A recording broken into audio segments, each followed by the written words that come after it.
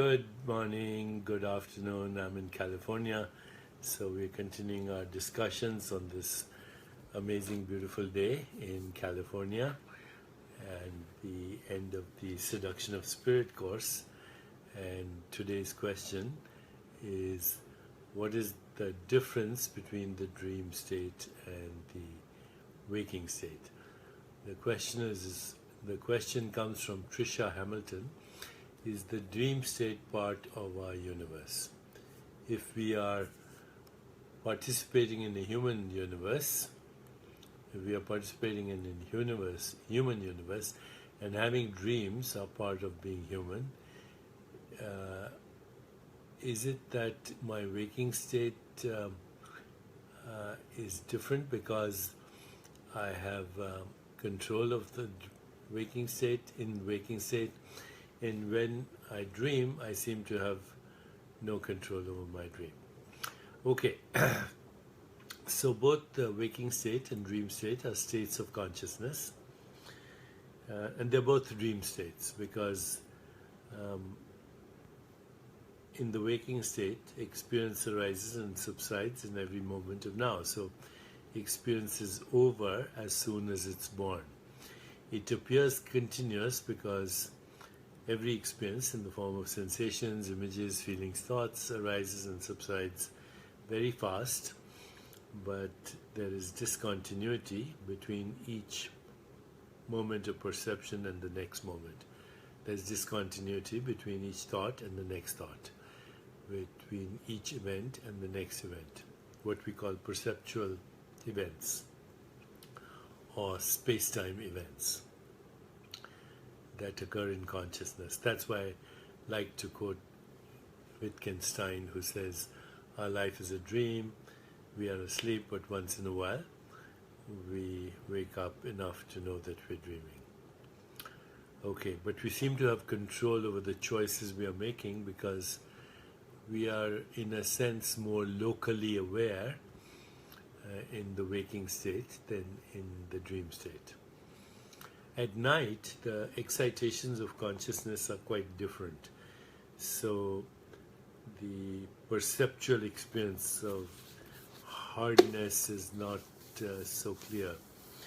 The objects in space-time seem to be kind of merging. Events are indefinite. Everything seems entangled. And that's because the excitations of consciousness are more non-local. So perceptual experience in the form of the kind of sound you're hearing right now, or the textures that you experience, or the sounds you experience, tastes, smells, they're different from the dream state, but you can have all this experience in the dream state, right? You can hear sounds, you can see people, you can taste strawberries, and all of that.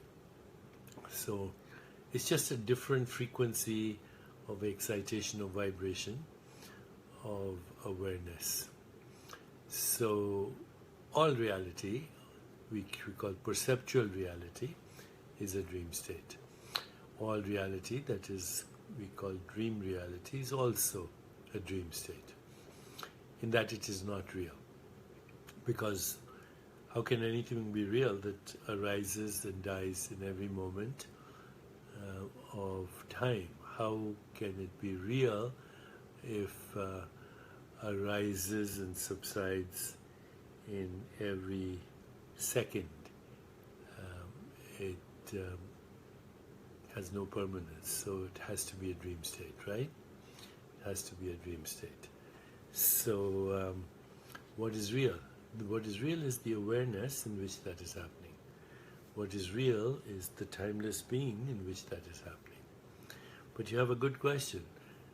I seem to have no control over my dream state. That is because you are not aware as you are aware now. Where you can move your hand this way or that way or walk that way. Were you to learn what is called lucid dreaming, were you to learn what is called being aware in the dream, then you'd be the director of your dreams as well. You would be the choreographer of your dreams as well, and you would be able to have what you call control over the dream as well. The fact is, in the deeper reality, we don't have any control over anything other than introducing an intention and settling down in awareness, where intention then organizes its own fulfillment, because it's not coming from the ego mind but from a deeper mind. And that we don't call control. We call that harnessing the power of intention by aligning our intentions with the evolutionary impulse of the cosmos. So when we settle down there, then even though we have freedom of choice, we actually surrender to choiceless awareness, which spontaneously orchestrates its own fulfillment, what we call spontaneous fulfillment of desire, spontaneous right action. There are words for this: Ichha Shakti, Kriya Shakti, Gyan Shakti, etc. Okay, so when we settle down into being, then we can be both the controller and the influencer without needing to control. If our real life is a dream, why do we have to pay bills? The bills are part of the dream. What you call real life is a dream, so bills are part of the dream, and sometimes there's so many that we call them nightmares. Just take responsibility for how you spend your money, and don't spend money that you haven't earned to buy things that you don't need, to impress people that you don't like, and then you won't have any worry about your bills either. So, what is the point of all this? The point of all this is to wake up. We wake up first to the soul, the personal self in which the dream is occurring.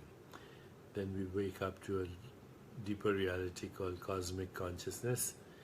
We experience the dream, but we are also aware that we are having the dream. We experience even deep sleep and are aware that we are in deep sleep. And then we wake up further into what is called divine consciousness, where we see every object of our perception, the book, the bottle, the body, the hand, the watch, as another modified form of awareness.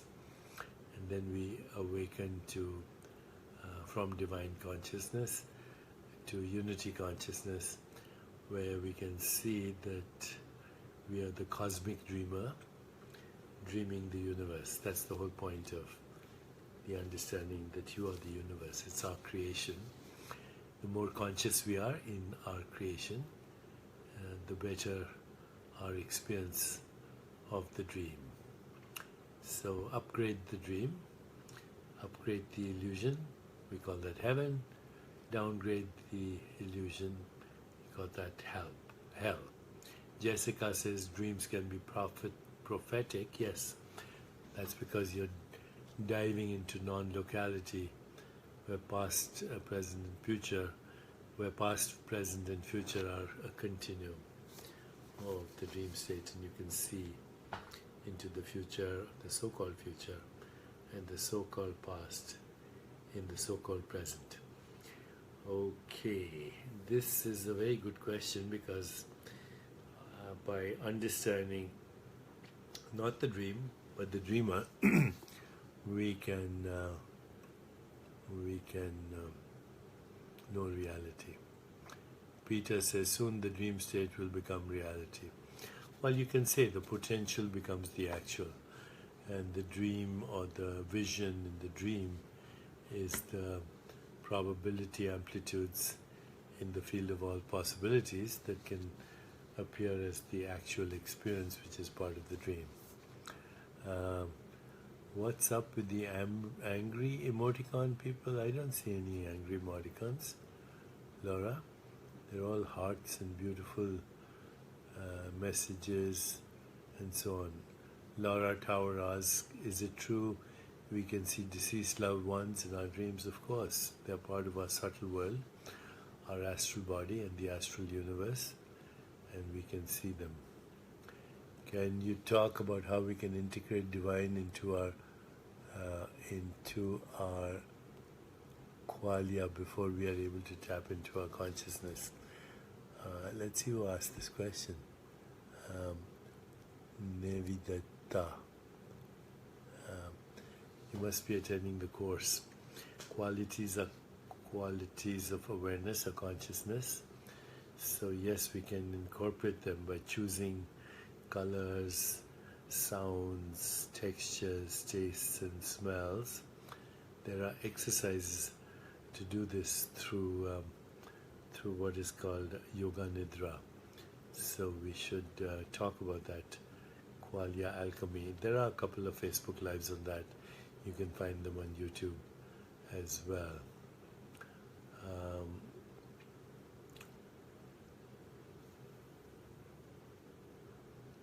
Javier says my purpose for next week, but he doesn't say what it is.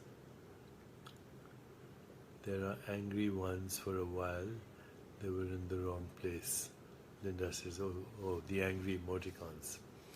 Okay, guys, I'll talk to you tomorrow. Happy Friday. And remember, we're discussing material from You Are the Universe. I thank you for your support. And please expand the conversation by coming right here on discoveringyourcosmicself.com. Mandy Stevens says probably one person was angry. Yeah, but you know, there's so many reasons why people are angry, and we don't take it personally. We don't take it personally. All the best. God bless. And stay here. Let's keep expanding the conversation. Lots of love to you. Lots of love to you. Lots of love. All of you are awesome.